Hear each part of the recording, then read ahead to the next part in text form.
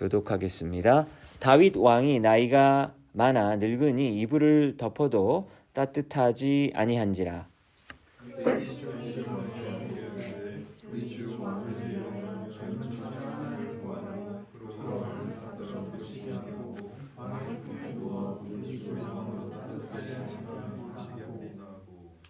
이스라엘 사방 영토 내에 아리따운 처녀를 구하던 중 수넴 여자 아비삭을 얻어 왕께 데려왔으니 이 처녀는 심히 아름다워 그가 왕을 받들어 시중 들었으나 왕이 잠자리는 같이 하지 아니하였더라.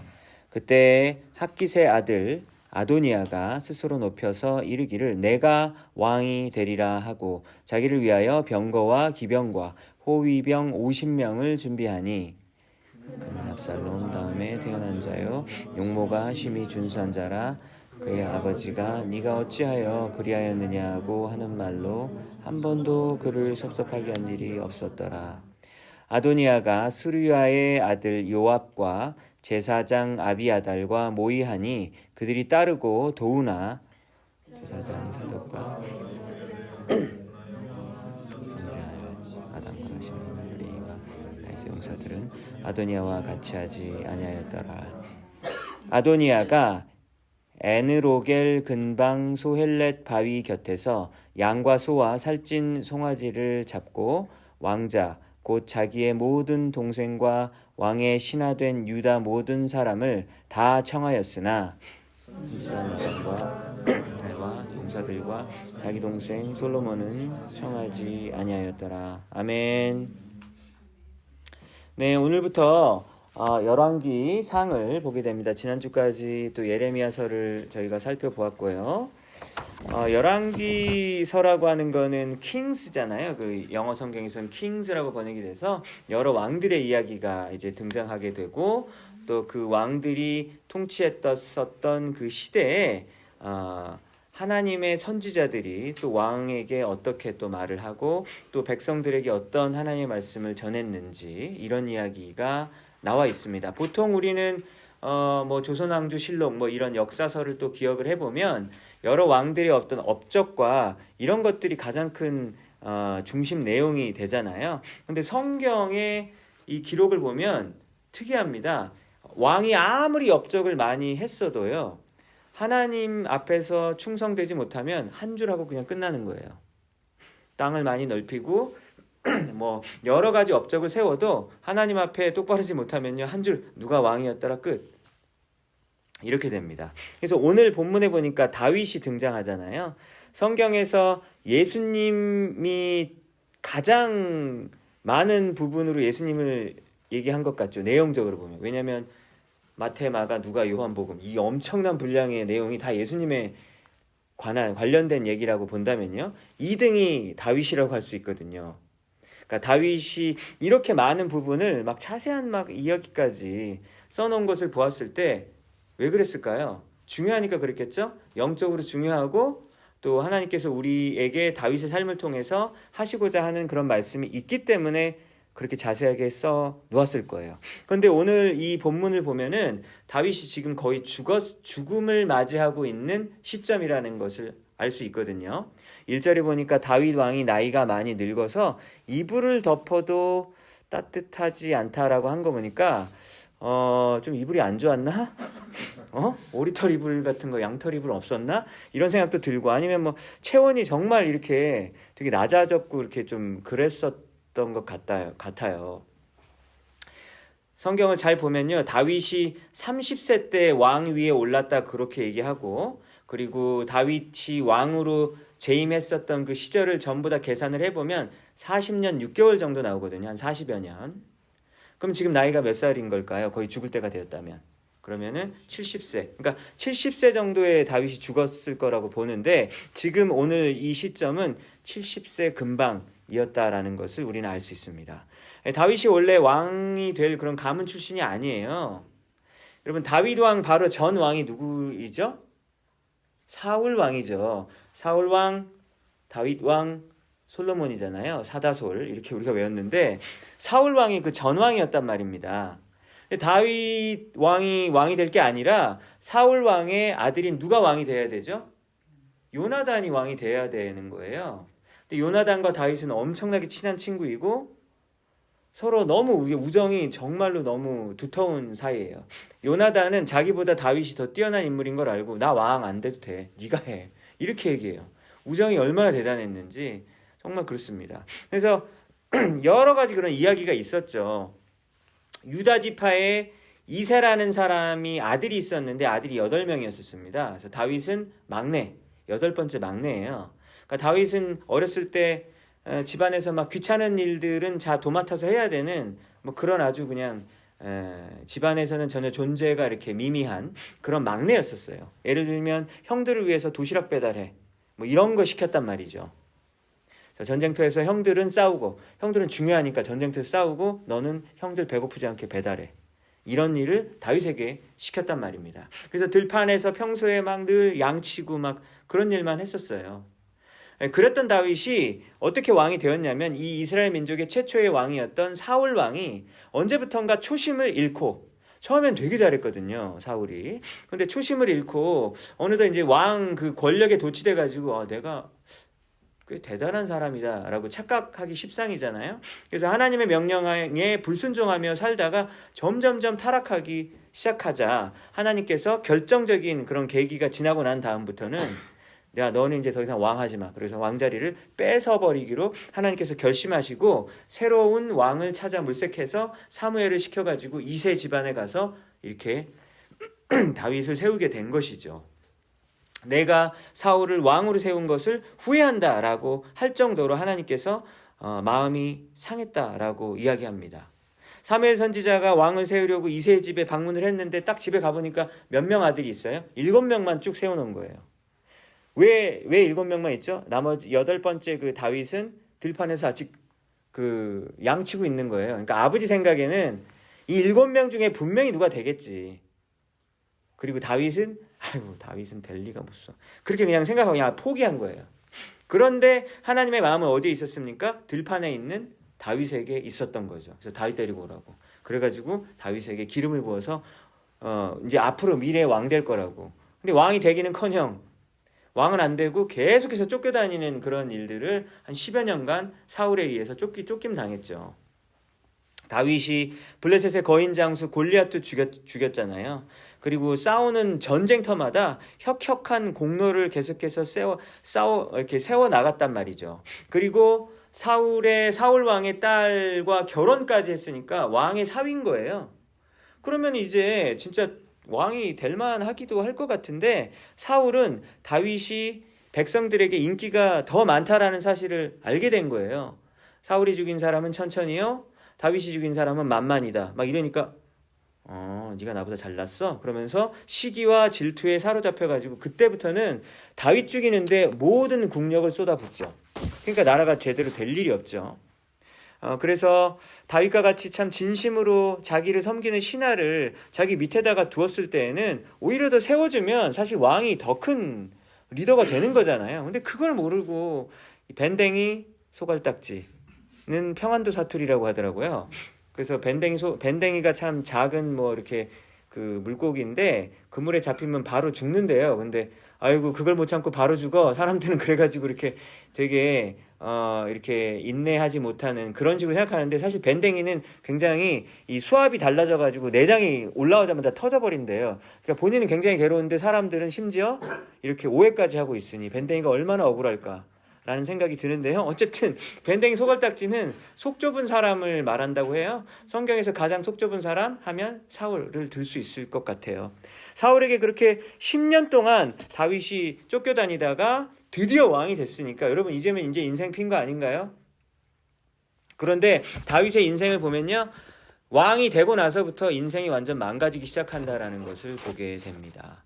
1절을 보니까요, 다윗이 얼마나 노새를 했는지 이불을 덮어도 체온을 유지하지 못할 정도가 됐고, 그러니까 신하들이 참 지금 우리 현대인의 생각으로는 이게 뭐 하는 거지? 라고 생각하게 되는데 젊은 여자를 데리고 이불에다가 넣어주는 거예요. 그래서 체온으로 이렇게 따뜻하게 해주라고. 그러니까 좀 되게 황당하잖아요.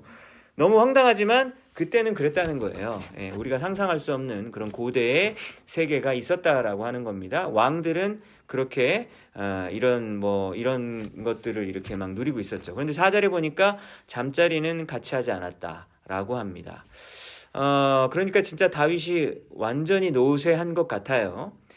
다윗이 아내가 성경을 보면요. 아내가 8명, 그리고 8명에서 난 아들이 10명, 그리고 첩들에서 낳은 아들이 9명 이렇게 나와 있어요. 그러니까 몇 명이죠? 아들이 몇 명이죠? 19명인 거예요. 그런데 그 다음에 뭐라고 나오냐면 이름도 기록하지 않은 사람들은 더 많다 이렇게 나와요. 그러니까 더 이상은 또 카운트도 하지도 못해요. 그러니까 얼마나 참 이렇게 아내가 많고 그랬는지. 그러니까 우리 생각에 봤을 때는 왜 이런 사람을 신앙적으로 존경하는, 왜냐면 다윗을 신앙적으로 존경하는 인물로 많이 이렇게 생각하잖아요. 그렇지 않습니까? 근데 이런 거 보면은 뭐야 이거 일부 일처제도 아니고 일부 다처제다, 이게 뭐한 짓이야, 이런 생각이 드는 것이죠. 근데 오늘은 이 주제가 아니니까 나중에 한번 다뤄보면 좋겠고요. 그래서 이 8명의 아내 11명의 아들이 있었던 이 다윗의 가정에서 가정이 아주 망가지는 모습을 보게 돼요.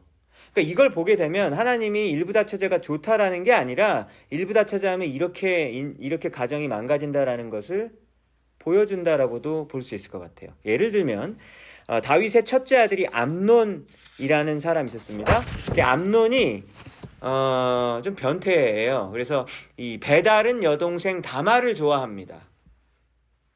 그러니까 아까 아내가 8명이라고 그랬잖아요. 그러니까 엄마에 따라서 아들이 막 다 달라요. 근데 암논은 자기 엄마가 있고 다른 엄마, 아버지는 똑같잖아요. 아버지는 다윗이고. 그러니까 다말이라고 하는 사람이 그 다른 그 엄마, 자기 엄마는 아니지만 다른 엄마의 딸로 태어났는데 그 딸이 너무 예뻐서 좋아하는 거예요. 그래서 다말을 좋아해가지고 다말을 이렇게 막 자기 병 간호하라고, 병도 안 들었는데 꾀병 부려가지고 있다가 간호하는 척 하다가 막 강간을 해버립니다. 그래서 이 다말의 오빠가 누구냐면 압살롬이거든요. 그러니까 압살롬은 자기 여동생이 저쪽 엄마 아들한테 강간을 당했으니 얼마나 화가 나고 눈이 돌아버렸죠. 그래서 압살롬이 너무 화가 나가지고 암논을 또 죽여버립니다. 그러니까 셋째 아들이 첫째 아들을 죽이는 거예요. 셋째 아들 압살롬이 첫째 아들 암논을 죽인 거예요. 집안이 엉망이죠. 그리고 난 다음에 압살롬이 이제 아버지 다윗한테 혼내야 되는데 아버지가 또 다윗이 혼내지도 않고 막 이럽니다. 되게 우유부단한 모습을 보여요. 오늘 6절에도 아도니아도 안 혼냈다 그러잖아요. 한 번도 안 혼냈다 그러잖아요. 좋은 게 전혀 아닙니다. 그러니까 자식 양육에 있어서 다윗이 완전히 좀 실패한 모습을 보이게 돼요. 압살롬을 막 혼내지도 않아요. 그래서 압살롬이 나중에 좀 있다가 어떤 일을 저지르냐면 구테타를 일으킵니다. 그러니까 아버지가 죽지도 않았는데 아버지를 죽이고 내가 왕이 되겠다는 거예요. 여러분, 그러면 아버지 마음이 어떨까요? 그죠? 아들이 세상에, 내 아들이 나를 죽이고 왕이 되고 싶다라는 게 말이 안 되잖아요. 그러니까 다윗의 마음은 갈기갈기 찢어지죠. 그러니까 그렇다고 해서 아들을 죽이기도 뭐하고. 그래서 다윗이 궁에서 쫓겨납니다. 눈물을 흘리면서 내가 진짜 자식 농사 망쳤구나 하면서 눈물을 흘리면서 그렇게 도망간단 말이죠. 그러다가 나중에 다윗의 군대 장관이었던 요압이 결국은 압살롬을 죽여갖고 이제 구테타는 이제 망하게, 이제 없어지게 되고, 그래서 또 다윗이 다시 왕 자리에 오르지만 또 아들 죽고 나서 또 자기 왕 되면 기분 좋나요? 그것도 아니잖아요. 그러니까 지금 완전히 다 이런 사건이 다 압살롬이 또 이렇게 반란 일으키고 나서 지금 거의 죽을 때 되니까 또 뭐예요? 아도니아가 또 지금 두 번째 또 반란을 일으키는 모습인 거예요. 압살롬도 이미 그랬는데 아도니아도 오늘 또 본문 보니까 자기가 왕이 되겠다. 이게 무슨 말이에요? 아버지가 아직 살아있는데 자기가 왕이 되면 뭐예요? 아버지 빨리 죽어요, 이런 거잖아요. 그러니까 이런 사건이 지금 두 번째 아들이 또 이런 일을 지금 저지르고 있으니까 지금 다윗은 지금 마음이 정말 좋은 상황이야. 몸도 망가지고 마음도 망가진 거예요. 여러분, 이렇게 집안이 참담할 정도로 이렇게 무너져 있는 이런 말년을 다윗은 맞이하고 있습니다. 다윗의 삶이 언제부터 이렇게 망가지고 내리막길을 걷기 시작했을까요? 충신 우리아의 아내 밧세바를 이렇게 밤에 이렇게 샤워하는 남의 집 그 와이프를 보고 와이프 데리고 오라 그래가지고 자고, 그리고 우리아는 또 죽여버리고 이랬잖아요. 그러니까 그 죄를 지은 다음부터 계속해서 인생의 내리막길을 걷고 있는 거예요. 여러분, 이렇게 죄는 사람의 인생을 완전히 파탄나게 만들고 철저하게 파괴시킵니다. 여러분들의 삶을 한번 보세요. 여러분들의 삶에서 정말로 불행하고 힘든 일들이 있잖아요. 과거부터 지금까지 불행하고 힘든 일들을 한번 떠올려 보세요. 그 일이 왜 일어난 건가요? 나의 죄, 아니면 우리 가족의 죄, 아니면 나의 친구의 죄, 아니면 내가 모르는 사람의 죄 때문에 내가 피해를 당하는 경우도 있잖아요. 그렇죠? 여러분, 죄 때문에 우리 인생은 진짜 너무나도 불행해집니다. 그 불행의 원인이 죄라는 것을 사실은 성경에서 계속해서 누누이 이야기하고 있는 것이죠. 여러분들의 삶의 불행의 원인도 잘 한번 살펴보세요. 내가 아직도 왜 이 불행에서 벗어나지 못하고 있는가, 이런 부분이 있잖아요, 사실. 과거에 그 무서운 어떤 그런 트라우마 같은 어떤 그런 추억과 기억 속에서 아직도 벗어나지 못하는 부분이 아직도 있는 부분이 있거든요. 근데 왜 그러냐는 거예요. 그 이유를 잘 찾아보면 나의 죄든지 아니면 누구의 죄 때문에 아직도 우리는 이렇게 아직까지 이 힘든 삶을 살고 있는 것이죠. 여러분, 다윗은 1절에서 4절에 나오는 것처럼 이렇게 몸이 굉장히 노쇠했고요. 여기 오늘 본문에 당장 나오진 않지만 제가 다윗의 일생을 간결하게 설명드렸던 것처럼 마음에도 너무나도 큰 상처를 입고 지금 자리에 누워 있습니다. 여러분, 구약의 위대한 인물로 다윗을 들지만 조금만 잘 다윗의 인생을 들여다보면 별로 나 저렇게 살고 싶진 않은데 이런 생각이 들지 않나요? 여러분, 사람은 우리에게 궁극적인 영적 모델이 될 수가 없어요.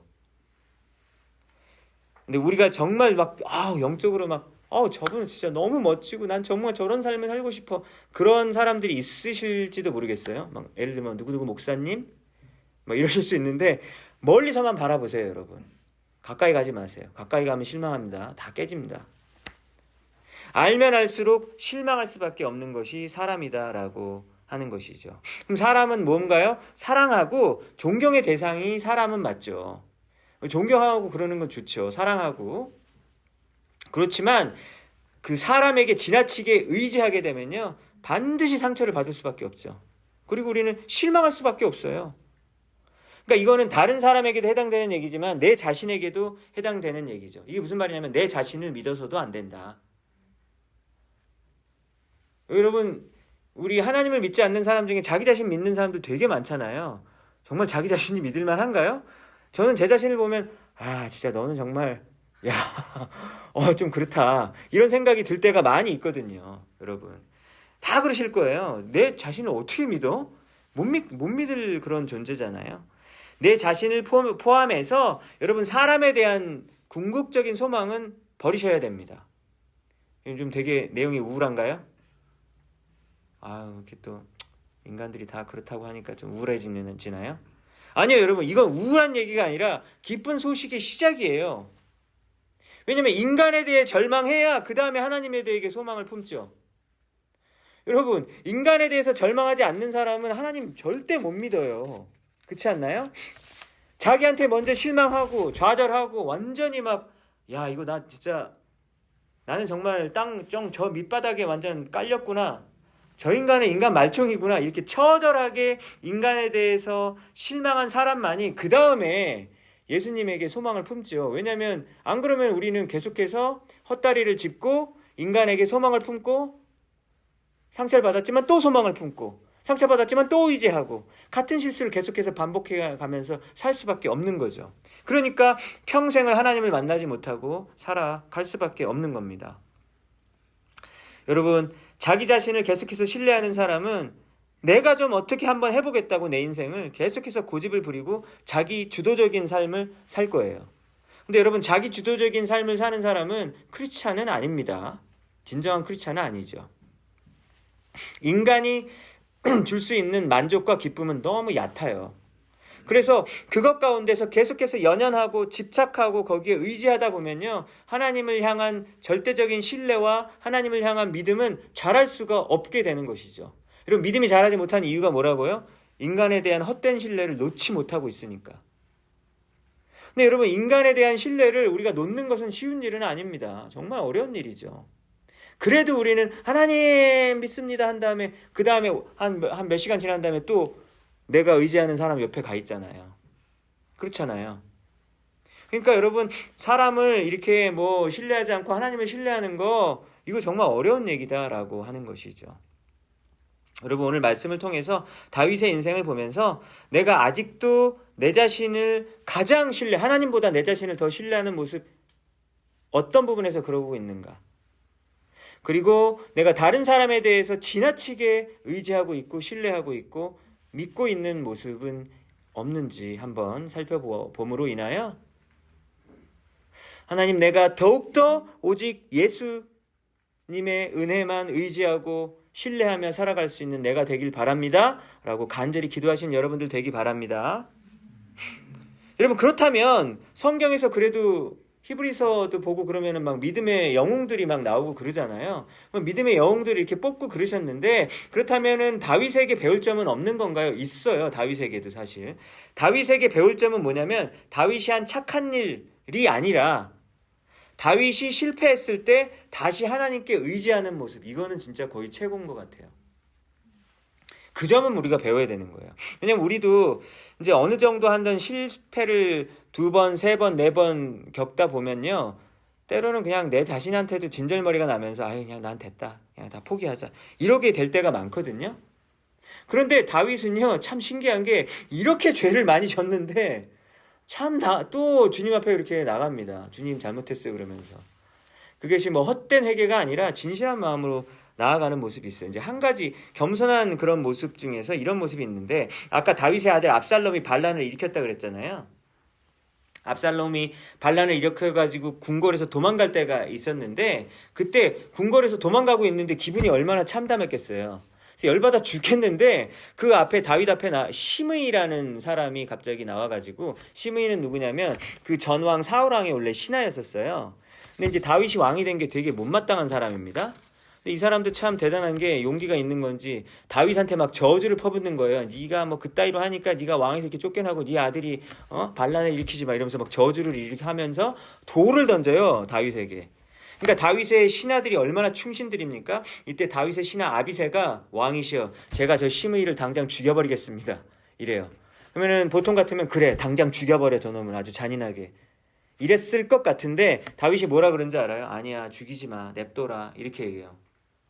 시므이를 그냥 냅둬요. 왜 그러냐면, 시므이의 입을 통해서 하나님이 나에게 저주를 내리는 걸 수도 있잖아, 나는 그 저주의 소리를 들어야 돼, 이러는 거예요. 엄청난 거 아닙니까?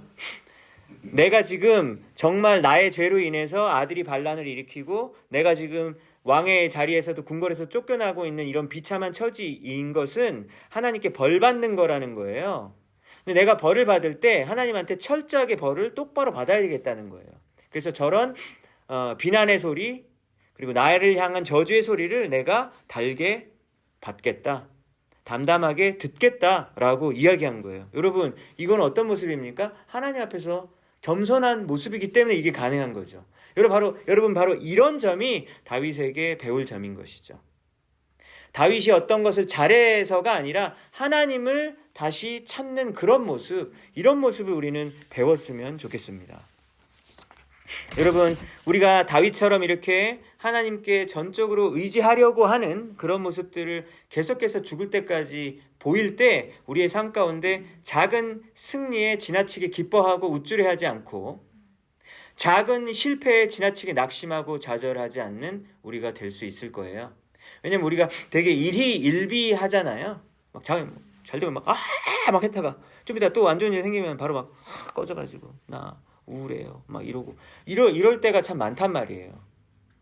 그런데 우리가 정말로 하나님을 신뢰하고 세상에 대한 그런 소망을 진짜 버렸다면 우리가 그렇게까지 낙폭이 심한 그런 모습은 보이지 않을 거라고 여겨집니다. 여러분, 한 줌 흙으로 돌아갈 피조물의 한계를 정확하게 알고, 그리고 하나님께서 우리에게 허락하신 작은 즐거움들을 누릴 때 우리는 감사하는 삶을 살 수 있을 것 같아요. 요즘에 진짜 저는 감사할 게 하나도 없는데 어떡하죠? 이렇게 생각하시는 분이 있을지 모르겠어요. 그런데 작은 데에서 기쁨을 찾으면 감사할 게 있더라고요. 그래서 저도 생각해 봤어요. 요즘에 내가 제일 기뻤던 때가 언제지? 라고 생각해 보니까 지난주 주일에 여기서 바베큐 앞에서 고기를 구울 때 고기를 뜨끈하게 있는 바로 그때 바로 내 입에 집어넣었을 때. 이제 여기 앉아 계신 분들은 잘 모르실 텐데요. 우리 바로 구운 사람들은 저 사람들 지금 뭐 고기 모자라도 우리가 먼저 먹어야 돼 이러면서 우리가 먼저 먹었어요 좀. 네, 미안합니다. 여러분들이 너무 속상하시면 같이 고기 구우시면 되고요. 네. 바로 구워가지고 딱 같이 여러 그 고기 굽는 분들이랑 먹는데 되게 즐겁더라고요. 왜냐면은 바로 그 뜨끈뜨끈했을 때, 그리고 또 옆에 이제 또 같이 막 땀 흘리면서 같이 하는 분들이랑 이렇게 하니까 재밌더라고요, 여러분. 근데 이게 뭔 큰일이에요. 작은 일인데, 근데 이런 거를 우리가 즐겨 할 수 있으면 하나님께 감사할 수 있는 것이라고 여겨집니다. 왜냐면, 하나님께서 뭐라고 전도서에서 합니까? 친한 사람이랑 밥 먹는 게 이 세상에서 제일 좋은 거래요. 그쵸? 여러분, 아무리 부자도요, 하루에 5끼 먹나요? 아니요, 3끼밖에 못 먹어요. 다 위가 똑같기 때문에. 아무리 비싼 거 먹어도 비싼 게 맛없는 게 더 많더라고요, 솔직히. 그렇지 않나요? 싼 게 맛있는 게 더 많더라고요, 여러분. 그러니까 우리 주위에 친한 사람들, 하나님께서 우리에게 붙여주신 사람들, 가족들, 친구들, 우리 교회 우리 사람들과 함께 즐겁게 그런 작은 대화를 나누고 밥 먹으면서 기뻐할 수 있다면 우리는 하나님 앞에서 감사함을 찾을 수 있지 않을까요? 오늘 다윗의 이 죽어가는 이 시기 때 이 다윗의 찢어지는 마음, 왜 그렇다면 다윗은 이렇게 슬프게 인생의 말로를 보내야 했을까 생각해 보면요, 정말 작은 일에 감사하고 자기가 탐욕을 부리지 않아야 될 때는 부리지 않으면 이렇게 살 수 있는 거거든요. 우리가 이런 삶을 살길 원합니다. 5절부터 보면요, 5절에 보니까 아도니아라는 사람이 등장합니다. 5절에 보니까 핫깃은 핫깃의 아들이라고 나오거든요. 핫깃의 아들 아도니아가. 여러분, 핫깃은 좀 약간 남자 이름 같죠? 근데 핫깃은 여자입니다. 아까 그 다윗의 8명의 아내 중에서 핫깃이 있었던 거예요. 그러니까 다윗의 아내 중에 한 명인 핫깃의 아들이 아도니아인 거예요. 그래서 다윗과 핫깃 사이에 나오는 이 아도니아는 다윗의 넷째 아들입니다.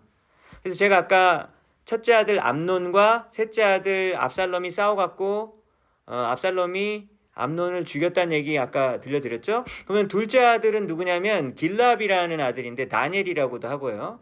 이 길랍은 어렸을 때 아마 죽었을 거라고 추측을 해요. 왜냐면 아무 얘기도 안 나오거든요. 그래서 그냥 아예 존재 자체가 없습니다. 그래서 첫째 아들, 둘째 아들, 셋째 아들이 이제 다 없어요. 여러분, 그럼 누가 왕이 돼야 돼요? 그럼 넷째 아들이 될 것 같잖아요. 그러니까 지금 아도니아 넷째 아들이 이제 내가 왕을 할 때가 됐구나 라고 생각을 한 거예요. 그래서 지금 아도니아가 5절을 보니까 스스로 높여서 이르기를 내가 왕이 되어야 되겠다 라고 이야기를 하고 병거와 기병과 호위병 50명을 준비했습니다. 여러분, 이게 문제예요. 뭐가 문제죠? 스스로 높여서 내가 왕 되겠다. 이게 문제인 거죠. 여러분, 진정한 리더는 자기가 올라가려고 하면 그 사람은 이미 진정한 리더가 아니에요. 그냥 폭군이지. 아니면 직장 상사? 어쩌다 저런 애가 프로모션 됐어? 이런 생각을 할 수밖에 없어요. 그럼 진정한 리더가 아니겠죠. 내가 어쩔 수 없이 그냥 월급 받아야 되니까 내가 하는, 그건 진정한 리더가 아니잖아요. 진정한 리더는 사람들에 의해서 추대되어지고 세워지는 사람이죠. 스스로 높이 세우려고 하는 사람은 그냥 교만한 사람이죠. 근데 여러분, 스스로 높이 세우면 어떻게 되냐면 하나님이 그 사람을 밟으세요. 하나님이 그 사람을 낮추십니다. 정말 조심해야 돼요. 우리 크리스찬들 조심해야 됩니다. 스스로 높이려고 할 때 반드시 하나님이 그 사람을 쳐버리거든요. 그래서 바벨탑이 무너졌듯이 그 사람은 무너질 수밖에 없어요. 6절을 보니까 아도니아는 외모가 뛰어났대요. 그리고 아버지 다윗이 그에게 단 한 번도 그를 섭섭하게 한 적이 없다. 그러니까 아버지의 꾸중을 듣지 못하고 자랐다고 하니까 이게 좋은 게 아니잖아요. 그러니까 지금 아까도 말씀드렸듯이 암논과 압살롬도 다윗에게 훈계를 제대로 듣지 못하고 자랐고 아도니아도 이렇게 방치되고 자랐던 겁니다. 7절에 보니까 다윗의 군대 장관이었던 요압은 평생 동안, 그러니까 국방부 장관이에요. 그러니까 군대 전체의 대장인 것이죠. 요압과 그리고 제사장 아비아달과 힘을 합쳐서 왕이 될 준비를 합니다. 그러니까 지금 요압과 아비아달은 다윗의 입장에서 보면 배신한 거죠. 그러니까 여러분, 7절은 배신의 인물들이에요. 요압과 아비아달. 그 다음에 8절에 보면은 여러 인물들이 나오는데 8절의 인물들은 뭘까요? 충성스러운 인물들이에요. 다윗에게 끝까지 신의를 지킨 인물들입니다. 그러니까 급부상하고 있는 아도니아의 세력에 합류하지 않은 사람들이죠. 8절 누가 있습니까? 제사장, 사독. 그러니까 제사장이 여러 명이 있었는데 아비아달은 배신하고 사독은 배신하지 않은 거죠. 사독은 원래 사울 왕 때 또 제사장이었는데 다윗 쪽으로 이렇게 넘어와서 끝까지 이렇게 충성을 지키고 있습니다. 다윗의 호위 대장이었던 브나야도 신의를 저버리지 않았어요. 선지자 나단 선지자 여러분 기억하십니까? 밧세바를 범한 거 이거 진짜 하나님 앞에서 너무나도 큰 죄악이에요 라고 다윗을 이렇게 꾸중한 아주 무서운 선지자죠. 진리를 타협하지 않는 나단 선지자는 다윗 왕과 함께합니다. 심의. 근데 이 심의가 아까 얘기했던 그 돌로 던지면서 막 다윗 너 엉망이야 막 그 저주한 그 심의인지 아닌지 잘 구분이 안 되는데 그 사람 말고 다른 심의일 것이다. 보통 또 이렇게 해석을 하거든요. 그 다음에 레이라는 사람도 그렇고 다윗의 용사들, 다윗의 부하들 이 사람들은 이렇게 다윗과 끝까지 함께 했었던 거죠. 여러분 그래서 7절과 8절을 보면요. 지금 다윗의 그 왕권, 정권이 바뀌게 될 때 사람들이 계속해서 충성을 할 것인지 아니면 배신을 할 것인지가 이렇게 나뉘어지는 모습을 보게 되는 거죠. 여러분 누가 진짜 좋은 사람이고 가짜인지 구분하려면 평소에는 구분하기 어렵죠. 언제 좀 보일 수 있을까요? 강한 시련이 오고 그리고 굉장히 큰 어려움이 닥쳤을 때 진짜인지 가짜인지가 구분이 되죠. 그리고 또 오늘 본문에 나온 것처럼 권력의 이동이 있을 때 진짜와 가짜가 구분이 되어집니다. 정치꾼인지 아니면은 이 정치 이렇게 막 그 권력만 얻으려면은 내가 뭐 배신 이런 것 따위는 뭐 중요하지 않다. 이런 사람인지 아닌지는 이렇게 권력의 이동 시기에 정확하게 드러난다라고 하는 거죠. 여러분 아도니아가 왕이 될 거라고 계산하고 돌아선 요압 인물 이 한 명만 보면요. 요압을 보면요. 다윗이 왕이 되기 전에 아까 사울에게 한 10여 년간 쫓겨다녔다 그랬잖아요. 그때부터 다윗과 함께 썼던 사람이에요. 그러면은 진짜 어려운 시절부터 함께 썼잖아요. 평생을. 그런 사람이 지금 마지막에 이렇게 돌아서는 모습을 보니까 좀 안타깝죠. 그죠? 근데 요압이 이렇게 한순간에 이렇게 등을 돌린 건 아니에요. 그런 조짐이 보입니다. 어떤 조짐이 보였냐면 다윗이 분명히 왕으로 명령을 했거든요. 예를 들면 사울의 장수 아브넬이라는 사람이 있었는데 사울 장수 중에서 최고의 장수가 아브넬이었었어요. 근데 아브넬이 다윗에게 돌아오려고 투항하려고 그랬었거든요. 근데 그때 아브넬 죽이지 말라 그랬거든요. 근데 요압 입장에서는 엄청난 또 이인자가 또 오니까 어때요? 죽이고 싶겠죠. 그래야지 자기가 또 이 나라의 이인자가 되니까. 그래서 아브넬을 죽여버립니다. 다윗의 왕의 말을 듣지 않아요. 죽이지 말라 그랬는데 죽여버립니다. 아브넬을. 그리고 아까 다윗의 아들 압살롬이 반란을 일으켰다 그랬잖아요. 근데 그 압살롬을 죽이지 말라고 당연히 다윗은 얘기했죠. 우리 아들이니까. 그래서 죽이지 말라고. 그런데 압살롬을 죽여버렸어요. 누가요? 요압 장군이 죽여버렸습니다. 근데 여러분 이 요압은 다윗과 어떤 관계냐면요. 친척 관계예요. 다윗의 누나의 아들이에요. 그러니까 뭡니까? 조카죠, 조카. 그러니까 조카이고 평생 동안 왕 옆에서 국방부 장관을 했었던 사람인데 이런 몇 번에 계속해서 이렇게 등을 돌리고 왕의 명령을 거부하는 모습을 보이면서 막판에 마지막으로 이렇게 최소한의 기본도 지키지 못하는 그리고 결국은 배신해버리는 사람이 되어버렸죠. 여러분 평생을 잘 달려왔어도 끝이 안 좋으면 이렇게 다 안 좋은 거가 되는 거잖아요. 유종의 미를 거두어야 되는데 말이죠. 여러분 이 자리에서 한번 여러분들께 물어보겠습니다. 예수님을 믿은 지 한 10년 넘으셨다 하시는 분 손 들어볼까요? 네, 아마 거의 다 드실 것 같아요. 예수님 믿은 지 한 10년 넘었다. 그럼 이제 여러분들은 이제 진짜 좀 예수님과 오래 한 사 요압 같은 그런 어찌 보면 그런 위치에 있으신 거예요. 그러니까 이제 여러분들은 이제 교회가 어떻게 돌아가는지 다 잘 아시잖아요. 교회는 이렇게 돌아가는 거야. 어디 교회 가도 좀 비슷해. 사역도 어떻게 해야 되는지도 잘 아시고. 어떤 분은 목사가 나와서 설교 한 문장만 들어도 저 사람의 영성을 간파할 수 있는 내공을 갖추고 계시잖아요. 그렇죠? 교회 목사들이 한 교회에서 여러 번 바뀌는 것을 지켜보았고 이 목사님, 저 목사님, 저 목사님, 저 목사님 다 특징이 있잖아요. 이제 다 지켜봤고 교회 건축도 해봤고, 행사란 행사는 정말로 그냥 이골이 날 정도로 해보신 분들이 여기 여러분 많으실 거예요. 이때 뭘 조심해야 될까요? 요압 증후군을 조심해야죠. 요압 증후군은 뭡니까? 왕이신 하나님께도 이제 충고를 할 수 있는 사람이 되는 거예요. 하나님, 교회 사역은 나한테 맡기고 하나님 일 하세요. 알겠죠? 하나님 바쁘시잖아요. 교회 일은 나한테 맡겨요. 요압처럼 왕의 말을 듣지 않는 그 정도의 신하가 되어버리는 사람이 될 수 있는 것이죠. 여러분, 평생 예수님을 믿었다면 그 사람의 주위에 막 꽃향기가 뿜어져 나와야 되죠. 근처만 가면 막 예수의 향기가 뿜어져 나와가지고 뭐야, 예수님이야 사람이야 막 구분이 안 돼야 돼요.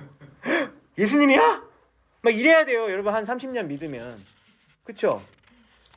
안 그래요?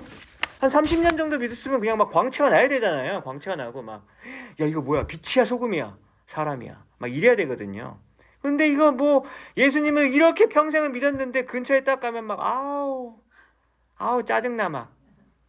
또 잔소리. 막 이러고 막. 여러분, 그런 사람들 교회에 있거든요. 있어요. 그런 사람이 되면 안 되는 거죠. 아니, 어떻게 예수님을 그렇게 오래 믿었는데 점점점 멀어지냐고요. 왜 그러냐고요. 왜? 여러분, 그거는 진짜 잘못 믿는 겁니다. 큰일 납니다, 진짜. 여러분, 평생 예수 믿고 그 다음에 지옥 갈 수 있어요. 아니면 천국문 간신히 나 좀 열어주세요. 예수님, 좀 열어주세요. 그래, 알았어. 그냥 내가 의리로 그냥 들어오게 해줄게. 이렇게 간신히 들어갈 수가 있단 말이죠. 그러면 안 되잖아요. 그럼 예수님을 오래 믿으면 믿을수록 은혜와 자비가 풍성해져서 우리가 정말 어떤 사람이 되어야 됩니까? 많은 사람을 품어줄 수 있고 넉넉히 감싸줄 수 있고, 여러분, 사랑과 자비를 베풀어줄 수 있는 그런 사람이 되어서, 만약에 상처받은 사람이 있다면 상처받은 사람이 여러분들에게 와서 저 너무 힘들어요. 그러면 여러분들이 그 그늘을 만들어줘서 그 사람들을 품어줄 수 있는 사람이 되어야 하지 않겠습니까? 여러분, 예수님을 오래 믿으면 믿을수록 또 유연한 사람이 돼요. 굉장히 부드러운 사람이 되어야 돼요. 근데 교회를 오래 다니고 한 사람들 중에 어떤 특성이 나타나냐면, 야, 교회 일 새로운 거 시도하지 마. 내가 다 해봤어. 그거 안 되는 거야. 우리 교회에서 안 돼. 하지 마. 이렇게 될 수 있거든요. 이렇게 되면 이런 사람들이 한 명씩 두 명씩 늘어나게 되면 교회가 어떻게 됩니까? 차가운 전통이 지배하는 교회가 되는 거죠. 그 교회는 예수가 지배하는 교회가 아니라 차가운 전통이 지배하는 교회가 되어서 어떤 일이 벌어지냐면, 강대상 위치 하나 바꾸려고 그러다가 교회가 쪼개져요. 여러분, 농담 아니에요. 제가 예전에 있던 교회에서 강대상 뒤에 화분이 있었거든요. 화분의 위치를 어느 분에게 이야기하지 않고 잠깐 위치를 바꾼 거예요. 그 다음 주에 난리 났어요. 누가 화분 옮겼냐고. 여러분, 농담이 아니에요, 여러분. 화분 하나 바꿨다가 교회 쪼개집니다. 그 화분이 어떤 화분인데 40여 년간 우리 교회를 지켰던 화분이야. 왜냐면 그게 이제 플라스틱으로 만들어졌기 때문에 오래 가요. 그런데 그 화분을 어떻게 옮겼어? 내 허락 안 받고. 그래가지고 이제 엄청 혼났습니다, 여러분. 강대상 괜히 바꿨다가 난리 나네. 교회가 진짜 쪼개질 수 있다라고 하는 것이죠. 여기로 옮겨졌다가 이쪽으로 옮기거나, 이런 강대상 했다가 아니면은 투명 뭐 이런 걸로 바꾸면 큰일 납니다, 여러분. 여러분, 우리가 예수님을 오래 믿었다면 요압처럼 마지막을 보내는 것이 아니라 그 반대의 사례인 여기 8절에 있는 사람들과 같은 사람이 되었으면 좋겠어요. 마지막까지 주님 앞에 충성을 다 바치는 선지자 나단과 브나야와, 그리고 다윗의 용사들이었던 그런 사람들이 되었으면 좋겠습니다. 진리에 있어서 타협하지 않는 자들, 그리고 10절에 보니까 뭐라 그래요? 아도니아가 선지자 나단과 브나야와 솔로몬은 자기네 출정식, 그 바위 옆에서 하는 그 출정식, 자기네들만의 파티 있잖아요. 송아지 파티. 송아지 고기 구워가지고 먹는 그 파티에 초대조차 하지도 않았대요. 왜 그랬을까요? 저 사람들은 어차피 말해봤자 오지도 않을 사람인 걸 이미 알았던 거죠. 여러분, 마귀는 누구를 건드릴까요? 내가 건드려서 될 만한 사람을 건드리죠. 그렇죠? 그런데 이 사람은 진짜 말씀으로 무장, 기도로 무장, 성령 충만해요. 마귀가 옆에 가도 거들떠보지도 않을 것을 알고 있는 사람이라면 마귀가 건드리지도 않겠죠. 여러분, 우리가 주님 앞에서 이렇게 견고하고, 그리고 주님의 바위 위에 반석 위에 굳건하게 서 있는 이런 사람이 되었으면 좋겠습니다.